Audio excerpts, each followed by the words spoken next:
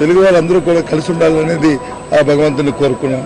తెలుగు జాతి ఒక్కటని ఒగలబడిపోతున్నావు, ఒక్క తల్లి బిడ్డలము ఒప్పుకుంటాము నిజము.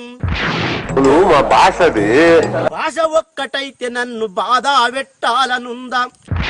భాషా ప్రయుక్త రాష్ట్రంగా ఏర్పడినటువంటి తెలుగు రాష్ట్రం యాసలల్ల తేడలేదా, భాషలల్ల తేడలేదా? టీ బంకు పోసుకునే కాండించి నీ ఇడ్లీ బండి అడ్డాజాగా నీవే నిలుపుకోవచ్చు. హైదరాబాద్ లో జరిగినటువంటి విగ్రహాల ధ్వంసాన్ని విశ్వనాథ శ్రీశ్రీలంగా వినమ్రంగా మొక్కొచ్చు, కానీ దాశరథిని కాలోజిని దాచిపెడితే కుట్రగాదా? వందలాది సంవత్సరాల నుంచి కలిసి జీవించే వాళ్ళం మనం.